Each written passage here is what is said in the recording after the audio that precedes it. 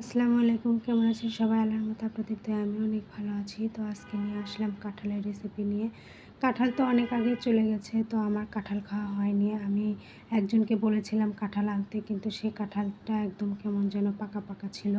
তো আর মনে হচ্ছিল না রান্না করি। তো ভাবলাম যে নষ্ট করে কী লাভ হবে, যেহেতু টাকা দিয়ে কিনে এনেছি। আর টাকা দিয়েই হোক আর যেভাবেই হোক, আমি আবার কোনো কিছু নষ্ট করতে পছন্দ করি না, কারণ অপচয়কারীকে আল্লাহ পছন্দ করেন না। তো আমি অপচয় করা পছন্দ করি না, যতটুকু পারি মানে নষ্ট না করার জন্য। তো ভাবলাম কাঁঠালটা অনেক দিন হয়ে গেল, আর বেশি দিন হয়ে গেলে কিন্তু আর ওটা মজা লাগে না।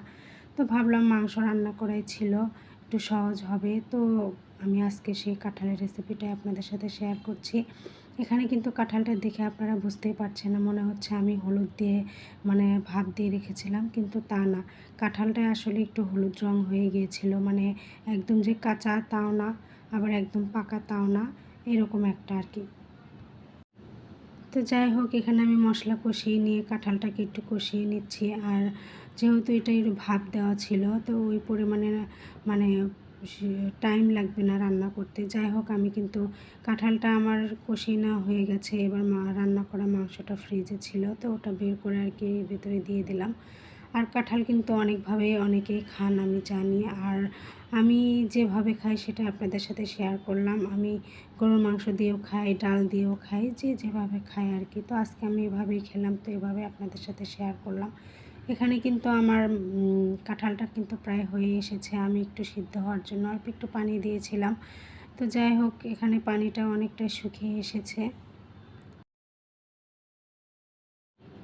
এই তো হয়ে এসেছে। এখন আমি নামানোর আগ দিয়ে একটু যে ভাজা জিরা গুঁড়া মানে ভেজে রেখেছিলাম, সেটা আমি আর কি নামানোর আগ দিয়ে দিলাম। এখন আমি নেড়ে চেড়ে এটাকে নামিয়ে নিব। দেখতেই পাচ্ছেন হয়ে গেছে, ঢেকে দিয়েই তো হয়ে গেল। এখানে এখন আমি নামিয়ে নিব। একদম এরকমই হবে কিন্তু কাঁঠালের তরকারিটা। ঝোল ঝোল হলে আমার কাছে আবার অতটা ভালো লাগে না, একটু মাখা মাখা থাকবে, খেতে যেন মজা লাগে। সব কিছু একদম পারফেক্টভাবে সিদ্ধ হয়ে গেছে। তো এই তো আজকে আমাদের এই রাতে কাঁঠালের তরকারি দিয়ে ভাত, তো আমরা এটা দিয়ে সবাই খাবো। আমি এখানে কিন্তু ভাত নিয়ে বসে পড়েছি। আর আমি ভাত খাওয়ার আগে অনেকটা কাঁঠাল এমনিতেই খেয়ে নিয়েছি। আমার কাঁঠালের তরকারিটা খুবই ভালো লাগে, সেটা যেভাবেই হোক। তো এই তো খাওয়া দাওয়া শেষ করলাম কাঁঠালের তরকারি দিয়ে। আর রেসিপিটা আপনাদের কাছে কেমন লাগলো অবশ্যই কমেন্টে জানাবেন। আর সবাই ভালো থাকবেন। আল্লাহ হাফেজ।